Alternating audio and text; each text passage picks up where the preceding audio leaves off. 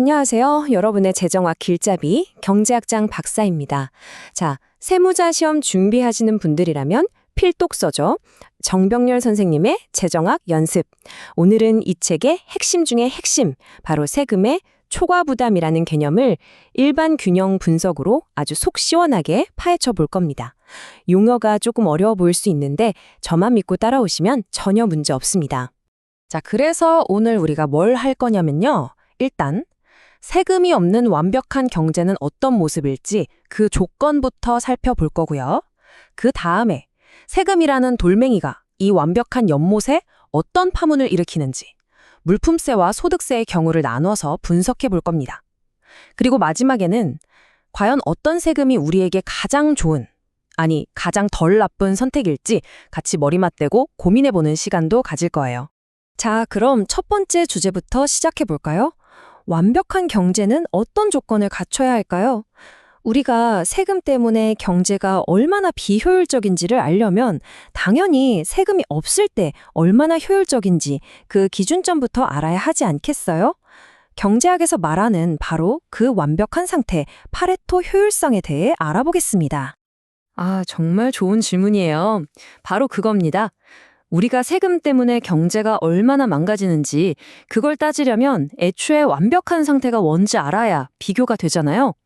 그 완벽한 상태의 기준, 경제학에서는 그걸 파레토 효율성이라고 부릅니다. 이 파레토 효율성이라는 게 말이 좀 어려워서 그렇지 사실 간단해요. 뭐냐면 더 이상 낭비 없이 자원이 완벽하게 쓰이고 있는 상태를 말하는 겁니다.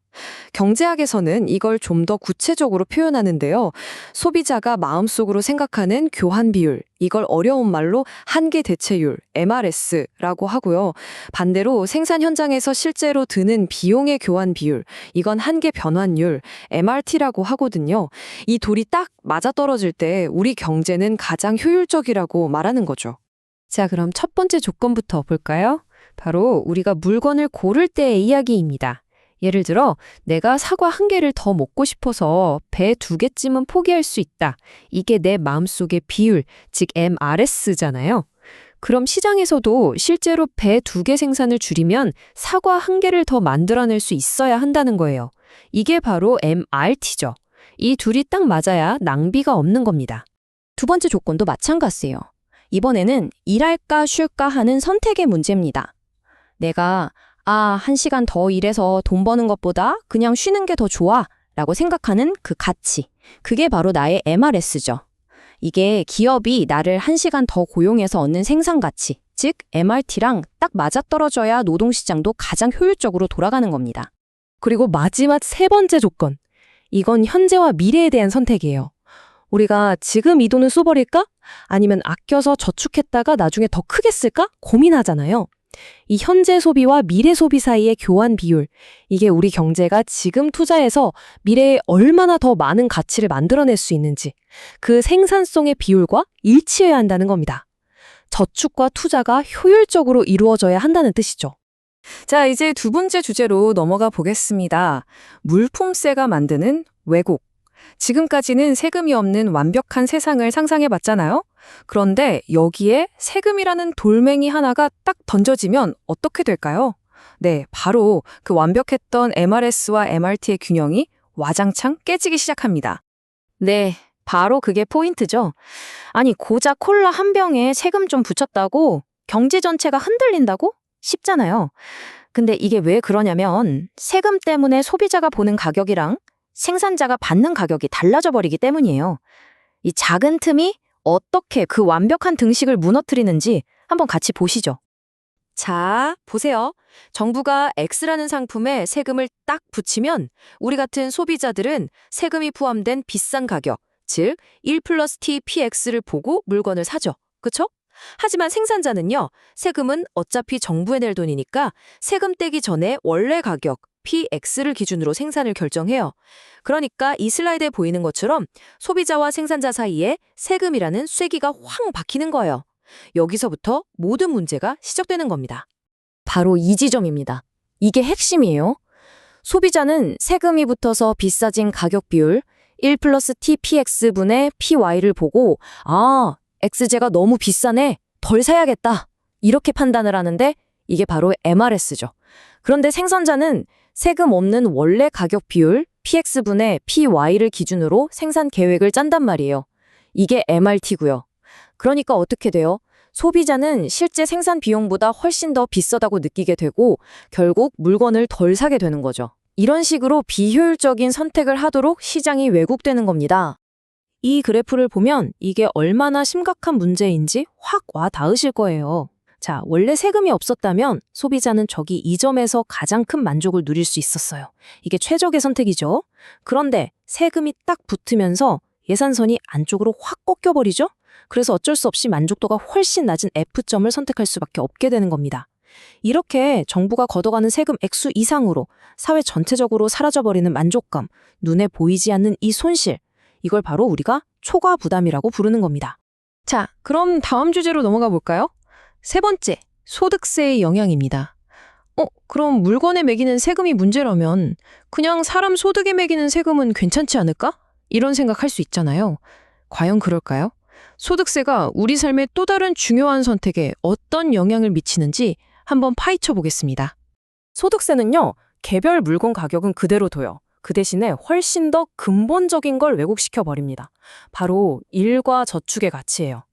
근로소득세를 내면 내 실질적인 시급이 1-TW로 줄어들잖아요. 그럼 이 돈 받고 일하느니 그냥 쉴래? 하는 생각이 들 수 있죠. 이렇게 일과 여가 사이의 선택을 교란시키고요. 또 이자 소득세는 어때요? 저축해서 받는 이자를 깎아버리니까 저축해봤자 별거 없네? 그냥 지금 다 써버리자. 이렇게 현재와 미래의 소비 선택을 왜곡시키는 거죠. 결국 소득세도 이름만 다르지 또 다른 종류의 초과 부담을 만들어내는 건 똑같다는 겁니다. 자, 이제 네 번째 파트입니다. 더 나은 세금을 찾아서. 들어보니까 물품세도 문제가 있고 소득세도 문제가 있네요. 그럼 대체 어쩌라는 걸까요? 완벽한 세금이 없다면 우리는 어떤 세금을 골라야 할까요? 최선이 없다면 차선이라도 찾아야 하지 않겠어요? 정말 핵심을 찌르는 질문이네요. 바로 그게 현대 재정업자들이 밤새 머리 싸매고 고민하는 문제입니다. 일단 모든 세금은 비효율을 낳는다는 뼈아픈 사실을 인정하고 시작해야 해요. 완벽한 세금은 없어요. 그래서 학자들의 고민은 어떤 세금이 좋냐가 아니라 어떻게 하면 이 초과 부담, 이 낭비를 최소화할 수 있을까 하는 방향으로 바뀌게 된 겁니다. 과거에는요, 많은 경제학자들이 소득세가 그나마 제일 낮다고 생각했어요. 왜냐하면 모든 소득에 골고루 매기니까 특정 상품, 예를 들어 콜라만 덜 사게 만드는 그런 왜곡은 없다고 본 거죠. 그런데 이건 아주 치명적인 걸 놓친 생각이었어요. 소득세가 상품 선택은 왜곡하지 않을지 몰라도 일할까 쉴까 하는 우리 인생의 아주 중요한 선택을 왜곡한다는 사실을 간과했던 겁니다. 자, 이 표에 별표 5개 치세요. 이게 오늘 강의의 하이라이트입니다. 우리 교재 내용을 보기 쉽게 정리한 건데요. 보세요. 소득세. 상품 간 선택은 왜곡 안 해요. 그래서 여기 동그라미죠? 하지만 내 소득 자체에 세금이 붙으니까 여가와 소득의 선택, 또 저축과 소비의 선택은 왜곡해요. 그래서 여기는 X표입니다. 반면에 특정 사치품에만 붙는 개별 소비세는 어때요? 이건 내 여가 선택에는 영향을 안 주지만 특정 상품의 소비를 확 줄여버리니까 재화 선택은 심하게 왜곡하죠. X. 자, 이 표가 우리에게 말해주는 건 뭘까요? 맞습니다. 모든 칸에 동그라미가 쳐진, 즉 어떤 왜곡도 일으키지 않는 완벽한 세금이란 건 이 세상에 존재하지 않는다는 겁니다. 자, 이제 거의 다 왔습니다. 마지막으로 오늘 배운 내용들 머릿속에 착착 정리해드리고요. 여러분이 계속 고민해볼 만한 질문 하나를 던지면서 마무리하도록 하겠습니다. 자, 오늘 뭘 배웠죠? 첫째, 세금이 없는 완벽한 경제는 소비자의 마음, MRS와 생산의 현실, MRT가 일치하는 상태라는 것. 둘째, 세금은 이 둘 사이에 쐐기를 박아서 균형을 깨트린다는 것. 특히 물품세는 무엇을 살까 하는 우리의 소비 패턴을 바꾸고 소득세는 얼마나 일하고 저축할까 하는 우리의 인생 계획을 뒤흔듭니다. 그리고 가장 중요한 핵심, 모든 세금은 우리가 내는 돈 그 이상에 보이지 않는 비용, 즉 초과 부담을 사회에 남긴다는 사실입니다. 자, 그렇다면 이 모든 걸 알고 있는 우리는 어떤 결론을 내려야 할까요? 마지막 질문을 던지겠습니다. 모든 세금이 경제의 효율성을 해친다면 도대체 정부는 무슨 기준으로 세금 정책을 만들어야 할까요? 어쩌면 우리가 지금까지 이야기한 효율성만이 유일한 기준은 아닐지도 모릅니다.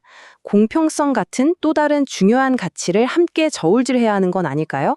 바로 이 고민이 여러분이 재정학을 더 깊이 공부하게 될 다음 단계의 시작점이 될 겁니다. 네, 오늘 강의는 여기까지입니다. 지금까지 경제학장 박사였습니다. 모두 수고 많으셨습니다.